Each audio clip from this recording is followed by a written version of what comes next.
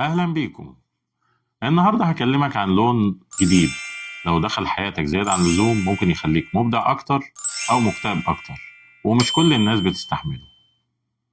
يا ترى إيه اللون ده؟ أنا إسماعيل أحمد ودي قناة الجانب الرمادي. يلا بينا نبدأ.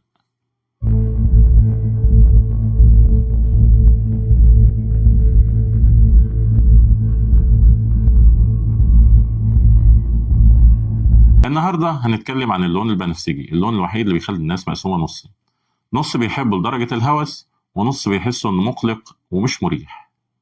ومفيش لون تاني بيعمل ده. الأحمر الكل بيحس بقوته، الأزرق الكل بيحس بهدوءه، لكن البنفسجي ده لون الملوك ولون الجنون، لون الروحانية ولون الغموض المخيف. وانت دلوقتي من أول ما قلت لك بنفسجي دماغك خدت موقف، يا إما ارتاحت يا إما انقبضت. ليه؟ النهاردة هنفهم سيكولوجية اللون البنفسجي وليه دماغك بتتعامل معاه بالطريقة دي بالذات. بس في البداية ما تنساش لايك شير سبسكرايب وفعل زر الجرس عشان دايما يوصلك كل جديد. يا ترى ليه دماغك بتتفاعل مع اللون البنفسجي كده؟ اللي جاي ده ممكن يخليك تعيد التفكير في إحساسك باللون ده، بس خليك معايا للآخر. خلينا في الأول نقول إيه اللي بيحصل في دماغك لما تشوف اللون البنفسجي. أولا البنفسجي والليمبيك سيستم أو الجهاز الحوفي. الجهاز الحوفي ده هو المسؤول عن المشاعر والذكريات. لما عينك بتشوف البنفسجي فالإشارة بتروح للأميجدالا اللي هي اللوزة الدماغية، ودي بتعمل سكان سريع. هل ده لون مألوف؟ وهل هو لون آمن؟ وهل اللون ده ليه ذكرى؟ ولأن البنفسجي مش لون شائع في الطبيعة، فالأميجدالا بتحس بأنومالي أو شذوذ واختلاف، يعني بتحس إنه حاجة مش عادية. ودماغك بيتعامل مع اللي مش عادي ده بطريقتين، يا إما فضول فبيبقى عايز يستكشف، يا إما حذر فبيبقى عايز يبعد، وده أول سبب للانقسام. تاني حاجة البنفسجي والتحفيز الحسي. الألوان بتحفز مناطق مختلفة في الدماغ. الأحمر بيدي تحفيز قوي وزيادة في ضربات القلب، الأزرق بيعمل تهدئة وتقليل لضغط الدم. طيب البنفسجي بيعمل حاجة غريبة، بيحفز الاتنين في نفس الوقت بس بدرجة أقل. يعني مش مهدئ زي الأزرق تماما ومش منشط زي الأحمر تماما. ده بيخليه في منطقة وسطى غامضة، دماغك مش عارف يصنفه. وده بيخلي بعض الناس تحس إنه محفز للتفكير العميق اللي هو الإبداع، والبعض التاني بيحس إنه مشوش ومربك فبيبقى مش واضح. رقم 3 البنفسجي والذاكرة الثقافية. دماغك مش بس بيشوف اللون، ده كمان بيستدعي كل الذكريات والارتباطات الثقافية المرتبطة بيه. لو كنت فنان أو مبدع فالبنفسجي بيساوي إلهام وتفرد وحرية، ولو كنت شخص منظم ومنطقي فالبنفسجي بيساوي فوضى وغموض وعدم وضوح. يعني حبك أو كرهك للبنفسجي مش ذوق، ده انعكاس لبرمجة دماغك الثقافية والشخصية. رقم 4 البنفسجي والدوبامين. في دراسات بتقول إن الألوان النادرة زي البنفسجي بتحفز إفراز الدوبامين عند بعض الناس، والدوبامين هو هرمون المكافأة والفضول.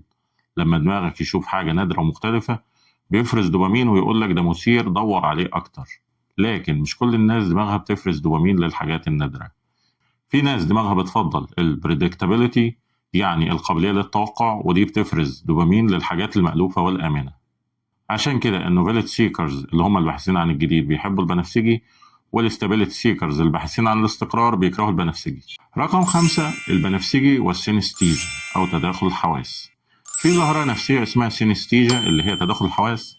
بعض الناس لما بتشوف لون بتحس بطعم أو صوت، والبنفسجي من أكتر الألوان اللي بتحفز الظاهرة دي.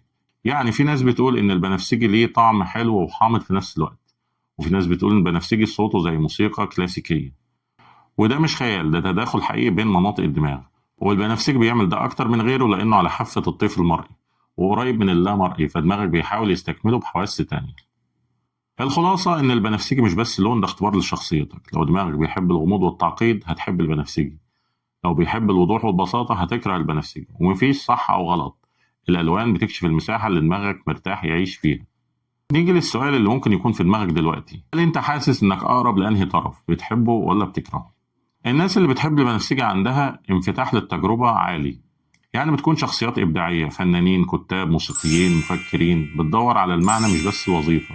بتحب الغموض والأسئلة المفتوحة، عندها ميل للروحانية أو الفلسفة. بالنسبة لهم البنفسجي خروج عن المألوف وحرية وتفرد. طيب الناس اللي بتكره البنفسجي عادة عندها التزام وتنظيم عالي، بتبقى شخصيات عملية واقعية منطقية، بتحب الوضوح والقواعد الثابتة، مش مرتاحة للغموض أو الأسئلة بدون إجابات. بتفضل الألوان الآمنة زي الأزرق والرمادي والأبيض. بالنسبة لهم البنفسجي مبالغة وزيف وعدم جدية. البنفسجي أكتر لون بيستقطب آراء متطرفة، يا حب شديد يا كره شديد. مفيش محايدين اتجاه البنفسجي، على عكس الرمادي مثلا. اختيارك للبنفسجي أو رفضك ليه بيتنبأ بسلوكك في مواقف تانية. عشان كده الناس اللي بتحبه بتميل للمخاطرة الإبداعية، والناس اللي بتكرهه بتميل للخيارات الآمنة. يعني الموضوع مش ذوق عشوائي، ده بصمة شخصيتك النفسية. طيب يعني إيه كل الكلام اللي قلناه ده؟ معناه إن البنفسجي مش مجرد لون بتختاره عشان هو حلو، لكن هو مرآة لشخصيتك. لو أنت بتحبه فأنت غالبا شخص بيدور على العمق والإبداع والتفرد. لو بتكرهه فأنت غالبا شخص عملي واقعي وبتحب الوضوح. ومفيش صح أو غلط، لكن الجميل إنك تفهم إن الألوان مش بتكشف ذوقك، دي بتكشف المساحة اللي دماغك مرتاح يعيش فيها. وخلينا نتكلم عن تجارب نفسية حقيقية اتعملت على البنفسجي. في جامعة كولومبيا البريطانية عملوا تجربة على 600 شخص. المجموعة الأولى اشتغلت في أوضة حيطانها بنفسجي فاتح، المجموعة الثانية اشتغلت في أوضة حيطانها بيج. والنتيجة المجموعة اللي في الأوضة البنفسجي أنتجت أفكار إبداعية أكتر بنسبة 25%، حلت المشاكل الإبداعية أسرع، لكن كانت أبطأ في المهام المنطقية والحسابية. الخلاصة إن البنفسجي بيفتح الدماغ للإبداع، لكن بيقلل التركيز المنطقي. تجربة 2، البنفسجي والشراء. جامعة ستانفورد عملوا تجربة في محل ملابس. الأسبوع الأول الديكور أزرق، الأسبوع الثاني الديكور بنفسجي. والنتيجة إن في الأسبوع البنفسجي المبيعات زادت 18%، والزباين قضوا وقت أطول في المحل واشتروا حاجات غير ضرورية أكتر. والخلاصة إن البنفسجي بيخلي الناس تحس إن التجربة مميزة فبتصرف أكتر. تجربة 3، البنفسجي والنوم. من معهد النوم الأمريكي. النتيجة إن الناس اللي نامت في أوض بنفسجي داكن نامت 36 دقيقة أقل من المتوسط، حست بأحلام أكتر غرابة، صحيت مش مرتاحة. والناس اللي نامت في أوض لافندر اللي هو بنفسجي فاتح جدا نامت بشكل أفضل، حست بالاسترخاء. والخلاصة هنا إن حتى درجة اللون بتفرق. في النهاية ما تنساش فهمك لنفسك هو أول خطوة للتغيير، والوعي هو مفتاحك لكل خطوة جديدة. لو عجبتك الحلقة ما تنساش لايك شير سبسكرايب وفعل زر الجرس عشان دايما يوصلك كل جديد، وأشوفك في رحلة جديدة جوه عقلك.